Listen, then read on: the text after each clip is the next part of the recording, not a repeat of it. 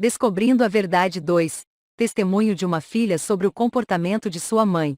Demonstrando com esta situação como é o processo inicial que comumente filhas e filhos passam assim que descobrem o transtorno de personalidade narcisista. Até me conectar com minha irmã, eu me sentia muito sozinha no mundo. Eu perdi meu irmão para a AIDS em 1991. Estávamos quase 2 anos separados e éramos muito próximos. Durante sua doença, ele e minha mãe ainda discutiam. Ele ficava frustrado com sua necessidade de controle e atenção. Ela falava sobre como estava sofrendo, e como era terrível ter um filho doente e perdê-lo. Meu irmão sempre a lembrava de que era ele quem estava morrendo, não ela. Ele tinha começado a descobrir alguns de seus padrões de comportamento. Um dia, enquanto eu o estava visitando no hospital, estávamos brincando. Minha mãe estava lá e de repente ficou irritada. Ele sussurrou para mim que ela logo ficaria com raiva e começaria a gritar. Com certeza ela fez isso. Ele então sussurrou que ela choraria em seguida,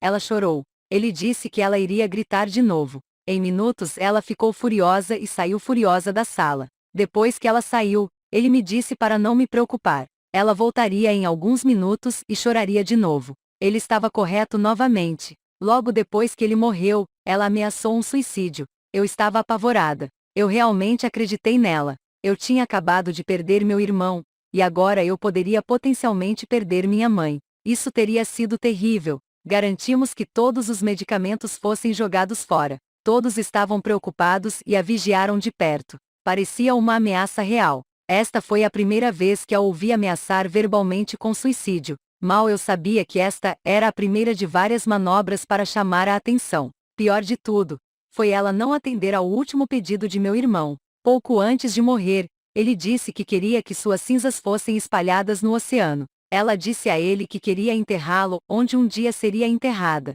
Ele não concordou com a ideia dela e disse-lhe especificamente para não fazer isso. Depois que ele morreu, tivemos um serviço fúnebre e meu pai espalhou algumas de suas cinzas no oceano. Ela passou a ter outra ideia para ele e enterrou as cinzas restantes onde ela será enterrada. Ela fez exatamente o que queria, embora isso significasse ir completamente contra o último desejo de meus irmãos. Fiquei muito chateada com ela, não conseguia acreditar que ela pudesse ser tão egoísta. Recusei-me a assistir a esse serviço. Este é apenas mais um exemplo de como o narcisista deve sempre vir em primeiro lugar, não importa o que seja. Como eu já achava que tinha um bom entendimento do narcisismo, decidi voltar meu foco para mim mesma. Comecei a pensar na minha infância, voltei o mais longe que pude nas possíveis lembranças. Peguei álbuns de fotos antigos para me ajudar a relembrar eventos. Peguei um caderno e comecei a fazer anotações sobre as fotos. Tentei me lembrar exatamente o que estava acontecendo na foto.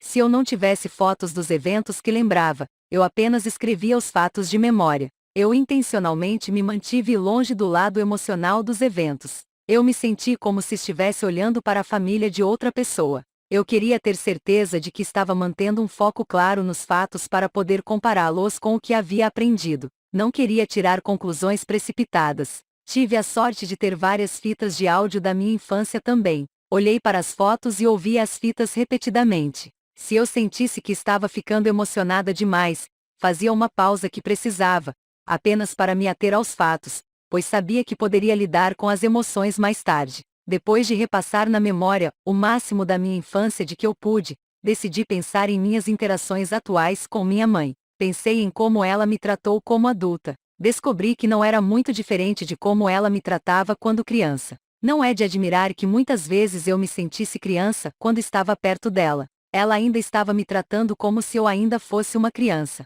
Anotei o que me foi dito durante conversas e argumentos anteriores. Todo esse processo durou várias semanas. Finalmente eu peguei todas as minhas anotações e estava pronta para compará-las com as informações e características que havia aprendido. Quanto mais eu entendia a informação e analisava seu comportamento, mais percebia que era uma correspondência exata com o de um narcisista. Não havia dúvida em minha mente de que minha mãe era definitivamente narcisista. Eu tive minha resposta. Eu estava trabalhando nisso há bastante tempo e queria me afastar disso por um tempo. Como eu não tinha certeza do que fazer a seguir com a minha descoberta, tive um descanso muito necessário. Eu coloquei tudo de lado, e nem pensei nisso. Depois de cerca de uma semana, comecei a me sentir como se estivesse em uma névoa. Tive uma sensação de entorpecimento. Logo experimentei uma agitação por dentro. Eu senti como se algo estivesse faltando ou incompleto. Comecei a pensar em minhas anotações e em todas as informações que reuni.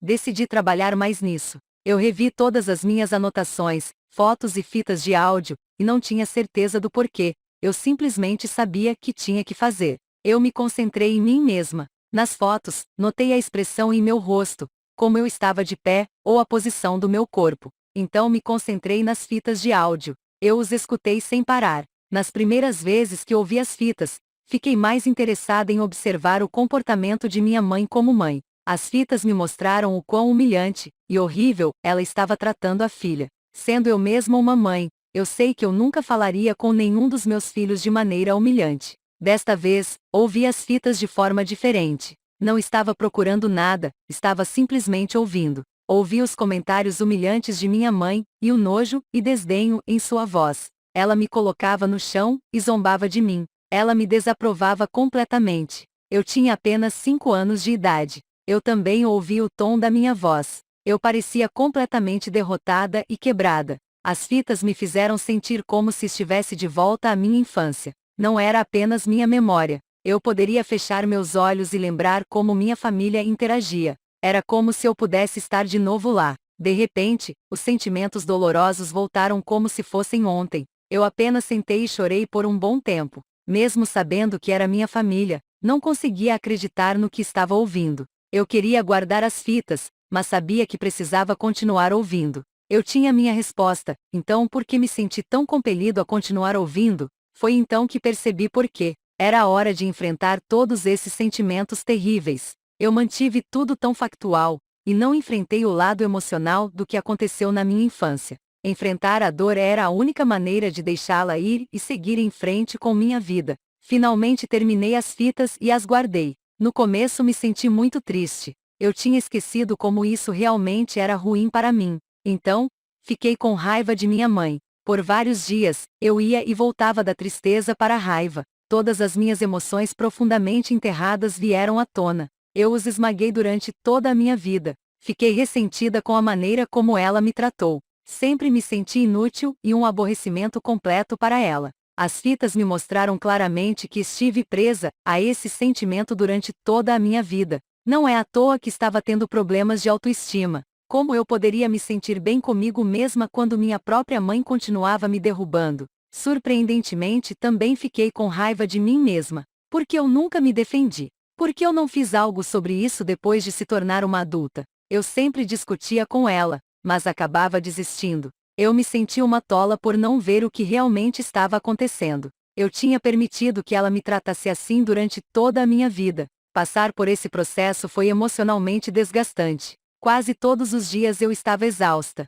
Minhas emoções estavam desordenadas. Eu me certifiquei de não ter nenhum contato com minha mãe enquanto passava por isso. Eu estava sentindo muita raiva, e não queria arriscar entrar em uma discussão e dizer algo a ela que eu poderia me arrepender. Enfrentar a dor foi difícil, mas valeu a pena. Demorei alguns dias, mas finalmente me perdoei. Percebi que as coisas não poderiam ser diferentes. O padrão já estava lá. Eu nunca tinha sido exposta a nenhum outro estilo de vida, e nem sabia que havia um problema. Como poderia ter consertado algo sem saber que estava quebrado? Eu havia aprendido muito sobre narcisismo, mas sabia que haveria muito mais trabalho, desafios e mudanças reservadas para mim. Eu estava com muito medo, mas estava pronta para enfrentar qualquer coisa. Sabia que seria difícil, mas me consolou em saber que tinha um tremendo apoio de minha irmã e meu marido.